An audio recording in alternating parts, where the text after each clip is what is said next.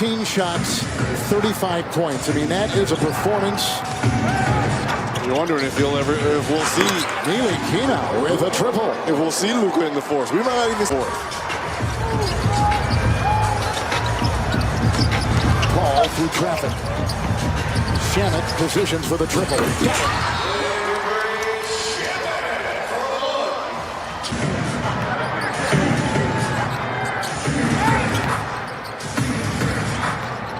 Bertans curling and feeding, and Powell is right there, and no one to block him out. Role players at a big position. That will go in, dropping through.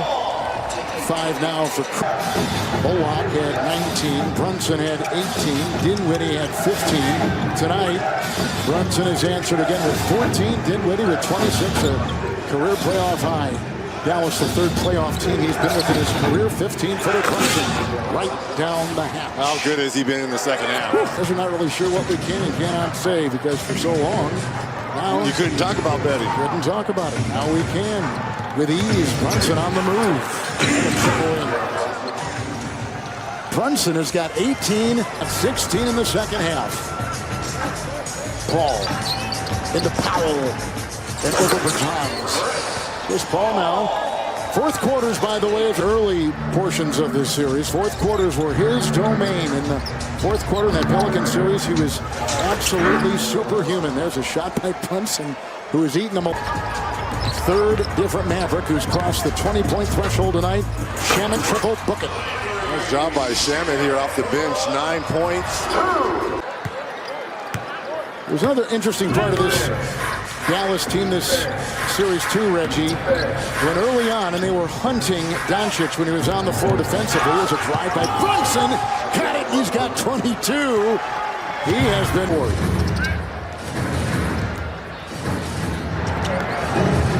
Dinwiddie trying by Shannon.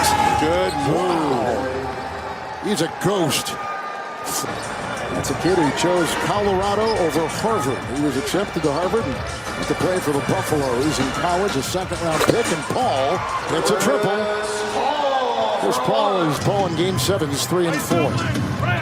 3 wins and 4 losses. Maybe 3 and 5. Brunson, shots like that, silky smooth. 6.5 minutes. Game time. Dinwiddie. You don't want to call it now? Well, McGee defending. Shot clock is whittled down to 4, and there is 30 points for Spencer Dinwiddie. To go along. Jalen Brunson, 24. Three-point shot won't go. Rebound grabbed onto, lassoed by McGee. It finally ends up in the hands of Payne, and back out to Cam Johnson for 3. Mavericks have pushed. Looks like it's going to come to an end here in the all-encompassing Game 7. Winner take all, Game 7. Brunson jabbing, spinning. Marquise Chris in the game hits a 3. The former Sun, Marquise Chris, buries one from outside. 18 made threes now. Look at that. They've made 10 more threes. They've made 10 more threes in Phoenix, and down goes Cam Johnson.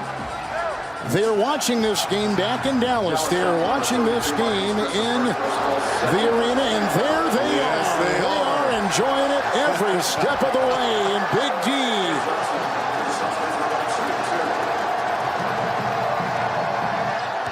And we got Dallas fans here too, and they are reveling in the score. They're making their way from up top because all the Suns fans have left early. And now you've got the Maverick fans starting to filter down. And there's the biggest hero ever for Dallas. They're going to the bench now. They're going to bring in Payton. They're going to bring in Ish Wainwright. They're going to bring in Aaron Holiday. And this is the white flag by the coach of the year in the NBA, Monty Williams, who faced a pretty good duo of adversaries on the other side of the floor in coaching, in Willie Green of the Pelicans and Jason Kidd of the Dallas Mavericks in the first and second round, respectively. Ntilikina. Frank, the lottery pick. He was in France when Dallas signed him. Didn't play in Utah's series because of tonsillitis. Johnson steal. There's a little Peyton Bertans scuffle that Zach Zarba has to get in between. And Reggie, I'm looking over there at the bench at Chris Paul. He is 37. He turned 37 in this series. And ironically, or however you want to look at it, once he hit 37, his game in this series really fell off. And you wonder how many more times in his Hall of Fame career that these chances will come his way. He had the best record in the league this season with his Phoenix Suns.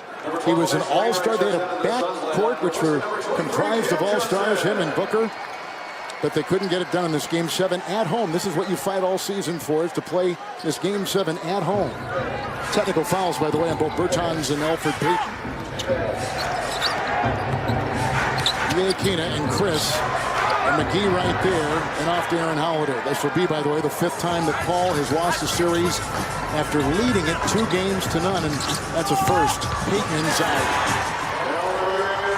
I will say this for CP3. Chris Paul had some unbelievable moments in these playoffs, especially against New Orleans. That epic Game 6 we saw when he went 14 of 14. Trey Burke hits it to close out New Orleans. So I still think there's still juice in the tank for CP3, but this was a series in a Game 7 situation.